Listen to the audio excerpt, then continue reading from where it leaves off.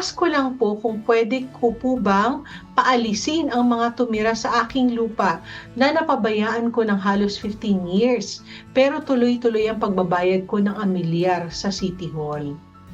Pwede naman, Mm. Attorney Joy, pero kailangan mag-file ng kaso. Oo. Oo. Kasi pagka ganito, 'di ba, mako-consider ito na illegal settlers na yung mga nakatira sa kanyang lupa. Tama ba, Mm. Attorney M?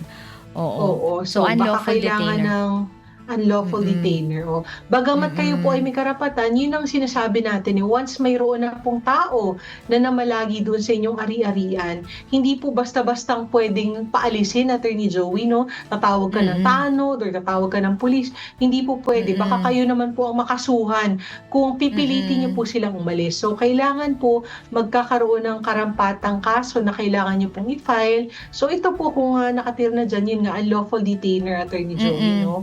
Oo, yun. Mm.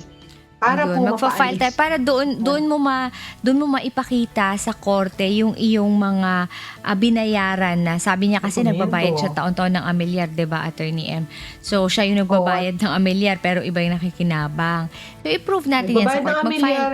Oo, Mm. oo.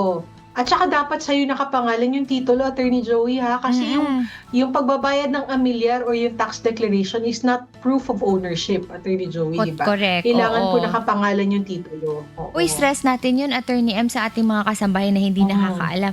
Hindi porket may tax declaration kayo at kayo ang nagbabayad ng tax declaration, pwede nyo nang i-prove na, well, this can be used as evidence na sa inyo yung lupa. Oh, Pero ang karagdagan. best Oo. pero ang best proof talaga is kung kanino nakapangalan yung titulo ng lupa.